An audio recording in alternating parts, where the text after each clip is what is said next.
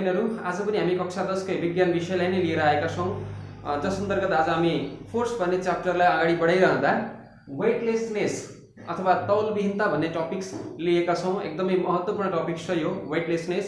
सबभन्दा सुरुमा हामीले के बुझौं भने वेटलेसनेस भनेको के हो त, त्यसको कन्सेप्ट हामी क्लियर हौं। जब हामीले यो टपिक्सलाई लिइरहेका छौं, वेटलेसनेस तौलविहीनता भनिरहेछ। तौलविहीनताको अर्थ के त, तौल नहुनु अथवा कुनै पनि वस्तुले आफ्नो तौल चाहिँ महसुस नगर्नु। वेटलेसनेस कुनै पनि अब्जेक्टले आफ्नो वेट फिल नगर्नु, त्यो कन्डिसन के हुन्छ, वेटलेसनेस हुन्छ। जस्तो एक्जाम्पलको लागि मैले एउटा स्प्रिङ ब्यालेन्स लिए, त्यो स्प्रिङ ब्यालेन्समा मैले एउटा कुनै सर्टेन अब्जेक्टलाई त्यहाँ झुन्ड्याउँदा के हुन्छ भने पृथ्वीको ग्राभिटीले गर्दा त्यो वस्तु के हुन्छ, तलतिर तानिन्छ। तानिँदाखेरि पृथ्वीले जुन तलतिर लगाएको बल छ, त्यो बल भनेको के हो, त्यो वस्तुको तौल हो। पृथ्वीले त्यो वस्तुलाई तलतिर तान्दाखेरि माथितिर पनि भर्टिकली अपवर्ड डिरेक्सनमा पनि के हुन्छ, अर्को रिएक्सन फोर्स लागिरहेको हुन्छ, जसले गर्दा त्यो वस्तुको तौल हाम्रो कमानी तराजुमा अझ भनौं स्प्रिङ ब्यालेन्समा रेकर्ड भएको हुन्छ। तर यदि हामीले त्यो स्प्रिङ ब्यालेन्सलाई रिलिज गरियो, छोडियो भने त्यति बेला के हुन्छ त, त्यति बेला त्यो जुन वस्तुको तौल हाम्रो कमानी तराजुमा रेकर्ड भएको हुन्छ, त्यो रेकर्ड अब के हुन्छ, तौल 0 हुन पुग्छ, 0 हुन पुग्छ। यो कन्डिसनलाई हामीले के भन्छौं, वेटलेसनेस भन्छौं। यहाँ के भयो त भन्दा त्यो वस्तुको तौल सुरुमा केही थियो, तर हामीले त्यसलाई छोड्दा बित्तिकै के भयो त भन्दाखेरि त्यसको तौल 0 हुन पुग्यो। कुनै पनि वस्तुले आफ्नो तौल महसुस नगर्नु अथवा कुनै पनि अब्जेक्टले आफ्नो वेट फिल नगर्नु, आफ्नो वेट 0 भए जस्तो फिल हुनु, त्यो कन्डिसन के हो त, वेटलेसनेस हो। सो वेटलेसनेसलाई हामीले कसरी डिफाइन गर्ने त भन्दाखेरि the condition at which the weight of an object seems to be 0। है, त्यस्तो खालको कन्डिसन जसमा कुनै पनि वस्तुको वेट तौल के हुन्छ, 0 भए जस्तो हुन्छ अथवा 0 हुन्छ भने त्यो कन्डिसनलाई हामीले के भन्ने, वेटलेसनेस भन्ने, तौलविहीनता भन्ने। त्यसो भने वेटलेसनेसका कन्डिसनहरू, वेटलेसनेस कुन कन्डिसनमा हुन्छ त, तौलविहीनता हुने अवस्थाहरू के हुन् त, पहिला त्यो कुरा जान्नु है। पहिलो कुरा के आउँछ भने यदि अब्जेक्ट फ्री फलमा छ भने, यदि अब्जेक्ट फ्रीली फलिङ भइरहेको छ भने, स्वतन्त्र खसाइमा छ भने कुनै पनि अब्जेक्ट, त्यति बेला के हुन्छ, त्यो अब्जेक्ट वेटलेसनेस फिल गर्छ। अब किन फिल गर्छ त, थोरै कुरा सुनौ। हामीले फ्री फलको कुरा गर्दाखेरि के भन्यो भने यदि कुनै पनि अब्जेक्ट फ्रीली खसिरहेको छ है, कसरी त भन्दा under the action of gravity only, ग्राभिटीको एक्सनमा मात्रै खसिरहेको छ, एयर रेजिस्टेन्सलाई नेग्लेक्ट गरेर यदि कुनै पनि अब्जेक्ट खसिरहेको छ भने त्यो मोसनलाई हामीले के भन्छौं, फ्री फल भन्छौं। यदि कुनै पनि अब्जेक्ट सर्टेन हाइटबाट फ्रीली खसिरहेको छ भने त्यति बेला के हुन्छ, त्यो अब्जेक्ट कुनै पनि प्लानेटको, अझ हामीले भनौं अर्थको ग्राभिटीको एक्सनमा मात्रै खस्छ, एयर रेजिस्टेन्स नेग्लेक्ट गरेर, एयर रेजिस्टेन्स नभइकन यदि चाहिँ अर्थको ग्राभिटीको एक्सनमा मात्रै खस्छ भने त्यति बेला के हुन्छ, त्यति बेला त्यो अब्जेक्टको एक्सेलरेसन र एक्सेलरेसन ड्यू टु ग्राभिटी के हुन्छ, बराबर हुन पुग्छ। र यदि उसको एक्सेलरेसन र एक्सेलरेसन ड्यू टु ग्राभिटी यदि बराबर छ भने त्यो कन्डिसनमा के हुन्छ, अब्जेक्ट वेटलेसनेस फिल गर्छ। ध्यान दिएर हेर्नु होला, यहाँ यदि कुनै पनि अब्जेक्ट खसिरहेको छ भने त्यो खसिरहँदा के हुन्छ भने त्यो अब्जेक्टमा एक्सेलरेसन ड्यू टु ग्राभिटीले गर्दाखेरि चाहिँ अथवा ग्राभिटीले गर्दा त्यो बडीमा चाहिँ एक्सेलरेसन प्रोड्युस हुन्छ, जसलाई हामीले एक्सेलरेसन ड्यू टु ग्राभिटी भन्छौं। र यदि त्यहाँ एयर रेजिस्टेन्स छ, हावाको अवरोध छ भने के हुन्छ, त्यो हावाको अवरोधले गर्दा पृथ्वीको एक्सेलरेसन ड्यू टु ग्राभिटी एउटा हुन्छ र त्यो हावाको अवरोधले गर्दा, एयर रेजिस्टेन्सले गर्दा अब्जेक्टको एक्सेलरेसन के हुन्छ, अर्कै हुन्छ। यो कन्डिसनमा त्यो अब्जेक्टको वेट के हुन्छ, पारेन्ट वेट के हुन्छ, W = m * g - a। यो g भनेको एक्सेलरेसन ड्यू टु ग्राभिटी हो भने a भनेको एक्सेलरेसन अफ द बडी, त्यो बडीको एक्सेलरेसन हो है। तर यदि अब्जेक्ट फ्री फलको कन्डिसनमा छ भने त्यति बेला के हुन्छ, त्यो अब्जेक्ट ग्राभिटीको एक्सनमा मात्रै खस्छ, मतलब त्यो अब्जेक्टमा प्रोड्युस हुने एक्सेलरेसन के हुन्छ त, एक्सेलरेसन ड्यू टु ग्राभिटी हुन्छ। यो कन्डिसनमा acceleration produce on the body is equal to the acceleration due to gravity that is a is equal to g। So यो कन्डिसन हामीले हेर्यो भने के हुन्छ apparent weight r is equal to m g minus यो जुन acceleration के छ एक्सेलरेसन a सँग सरी g सँग इक्वल हुन्छ एक्सेलरेसन ड्यू टु ग्रेभिटी सँग इक्वल हुन्छ र हामीले के लेख्छौं g minus g that is r is equal to m into 0। So r is equal to 0। यो कन्डिसनमा के भयो त एपारेन्ट वेट के देखियो 0 देखियो मतलब कुनै पनि अब्जेक्ट को वेट के देखियो फ्री फल को कन्डिसनमा 0 हुँदो रहेछ। तसर्थ के हो त भन्दाखेरि वेटलेसनेस हुने एउटा कन्डिसन के रहेछ फ्री फल। यदि अब्जेक्ट चाहिँ फ्री फल को कन्डिसनमा छ भने त्यो कन्डिसनमा के हुन्छ अब्जेक्ट को वेट 0 हुन्छ अथवा अब्जेक्टले वेटलेसनेस फिल गर्छ। त्यस्तै हाम्रो वेटलेसनेस हुने अर्को कन्डिसन छ when body in a satellite orbiting earth or planet.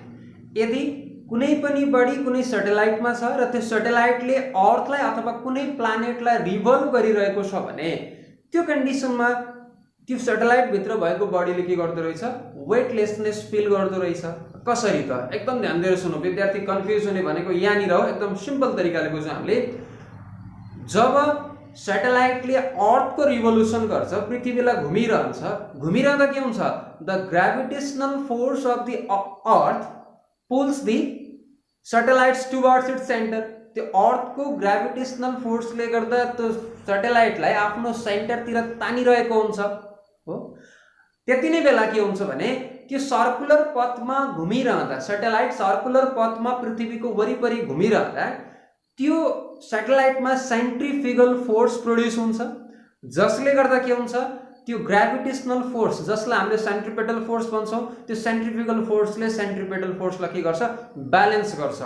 यो कन्डिसनमा के हुन्छ satellite is not affected by any force. सैटेलाइटमा के हुन्छ कुनै पनि फोर्स लागेको हुँदैन र यो कन्डिसनमा के हुन्छ त भन्दाखेरि चाहिँ the passenger or the body inside the satellite acts no force. त्यसमा कुनै पनि फोर्स एक्ट गर्दैन and hence they feel weightlessness. जस्तो यो हाम्रो अर्थ भयो ठीक छ यहाँ के छ कुनै एउटा सैटेलाइट छ जसले पृथ्वीलाई वरिपरिबाट रिभोल्युसन गरिरहेको छ सर्टेन हाइटमा छ रिभोल्युसन गरिरहेको छ ठीक छ र यो कन्डिसनमा रिभोल्युसन गरिरहँदा अर्थको ग्रेभिटेशनल फोर्सले गर्दाखेरि हाम्रो यो सैटेलाइटले के गर्छ अर्थको सेन्टरतिर अट्र्याक्ट गरिरहेको हुन्छ अर्थले र यो सर्कुलर पथमा घुमिरहँदा यो अब्जेक्टमा अथवा सैटेलाइटमा के हुन्छ सेन्ट्रिफ्युगल फोर्स प्रोड्युस हुन्छ जसले के गर्छ त्यो सैटेलाइटलाई सेन्टरदेखि बाहिरतिर तानिरहेको हुन्छ।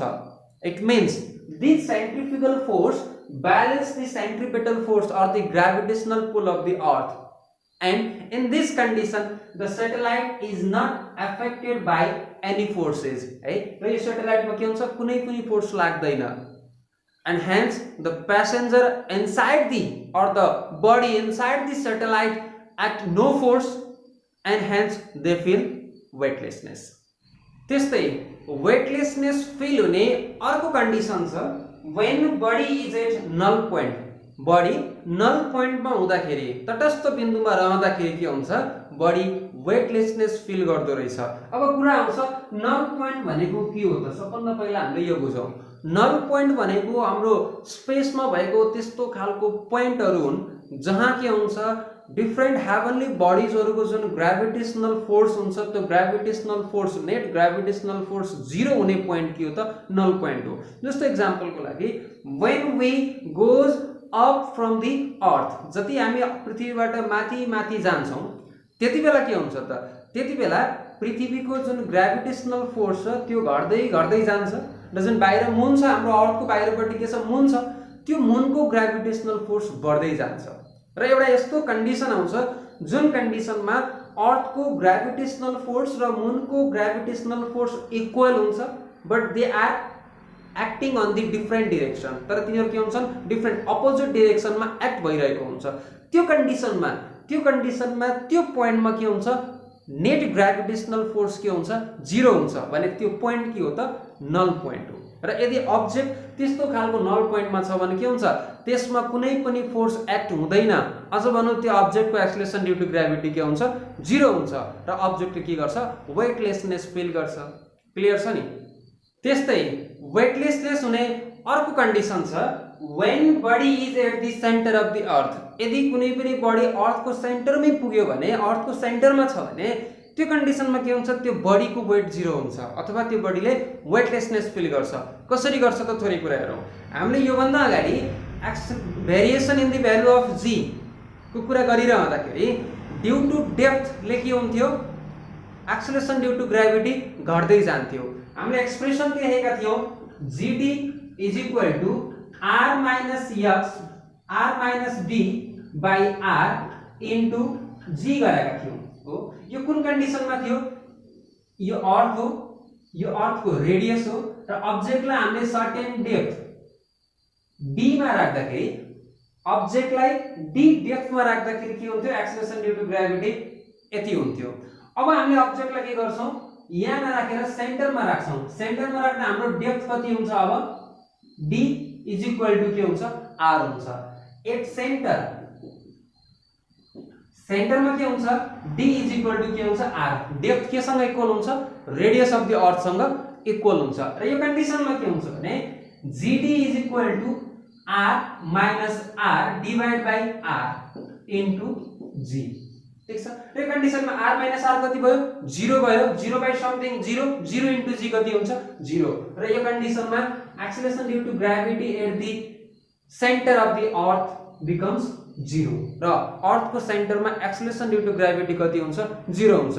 र एक्सेलरेसन ड्यू टु ग्रेभिटी 0 भयो भने वेट के हुन्छ, 0 हुन्छ। And the object feels weightlessness at the centre of the earth. Clear विद्यार्थी भाइ बहिनीहरू, आजका लागि यति नै। हामीले बाँकी क्लासेसहरू अरु भिडियोमा लिएर आउनेछौँ। हाम्रो च्यानललाई सब्स्क्राइब गर्नु होला, भिडियोहरूलाई लाइक गर्नु होला र के जिज्ञासा छ भने कमेन्ट बक्समा कमेन्ट गर्नु होला। विद्यालय जाने अवस्था अहिलेको छैन, विद्यालय जान नपाए पनि विद्यार्थी भाइ बहिनीहरूले घरमै बसेर पढ्न पाउनु सिकुन् भन्ने उद्देश्यले हामीले भिडियो बनाएका हौं। त्यसर्थ विद्यार्थी भाइ बहिनीहरू यी भिडियोहरूलाई हेर्नु होला, राम्रोसँग आफ्नो अध्ययनलाई अगाडि बढाउनु होला। हस्त।